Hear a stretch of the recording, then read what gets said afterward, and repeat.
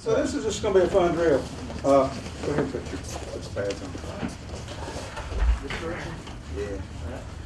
So we can start out with any little kind of boxing drill that we want to do.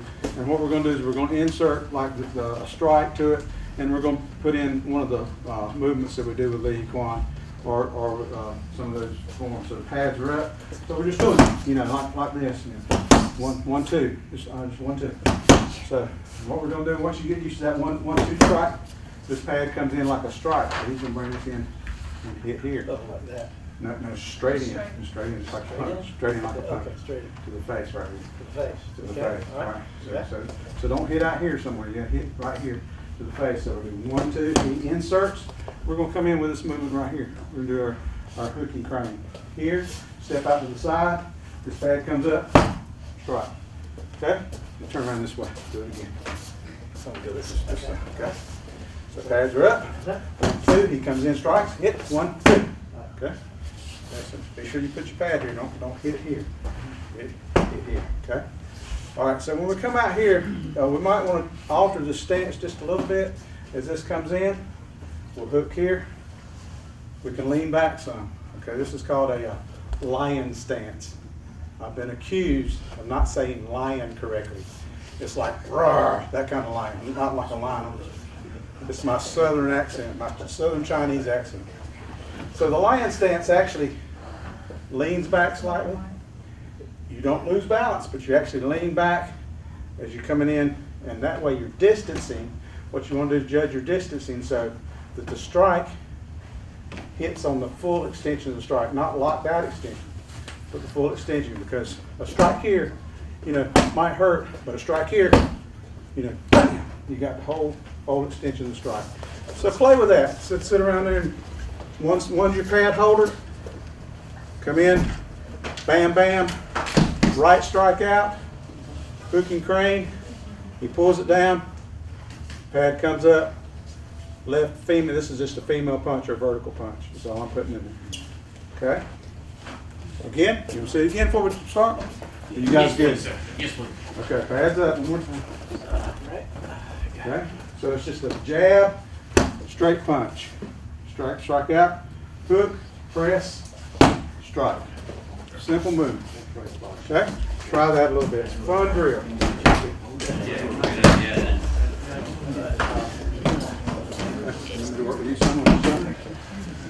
Okay, so these drills are just fun.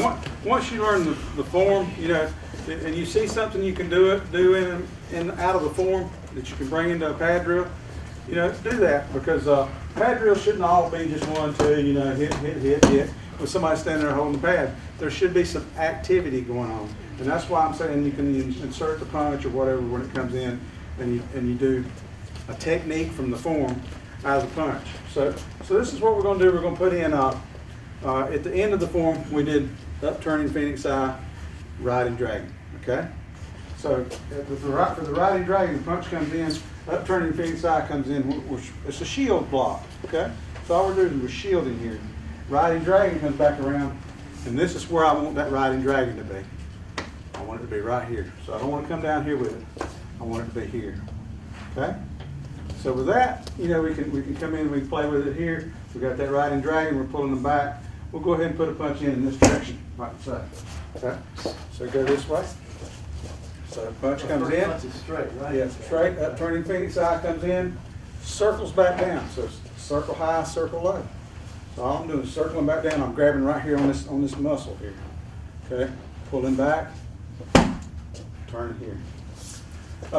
One little point when you're doing pad drills or any kind of drills like this, because of the movement, everybody tends to learn form. They learn, upper body, or sometimes you might practice your karate forms, and you step through and you do whatever your steps are, and you separate. You tend to separate. So what we got to do is blend back. So when we do like the first drill we were just doing, here, and the punch came in. See, now my feet move as I circle. You got to have that lower body movement also. It's a funny thing with people in this country, as far as athletes and people that like to work out, is they all want to look like this, and they all work that upper body and they forget. So from China, what do they focus on? They focus on down here.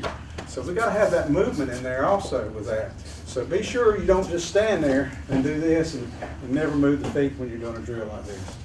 So we're going here, 1, 2. We're just putting the same basic 2-strike punch in, 3-strike, whatever you want to do with it.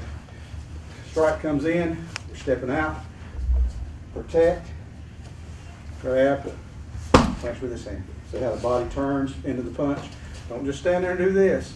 Just use this part. The whole body is involved. It's like that snake stance that I told you. The energy spirals up from the bottom. So a punch like this is spiraling all the way through the body. Okay? Try that. Excellent. All right, guys. Let's try one more. The thing with these pad drills is have fun with it. This is not something that I've got written in stone. I don't have this in the book and say, okay, this is your pad drill for this, or this is your 2-man drill for that. If you learn the form and you learn the technique in the form, all you got to do is insert it. That's all you're doing. Because a fight is never, wait a minute, let me do this particular technique. It's like, you know, for the most part, you know, you're trying not to get hit, or you're trying to hit or whatever, trying to get out of the way of your opponent. And then all of a sudden, there's a technique. There's a space for it. Okay, you can apply it here. Okay, so what we got to do is we got to work on with pad drills and partner drills and things, especially the pad drills, because you got a lot of movement going on with that. It allows your mind to get right.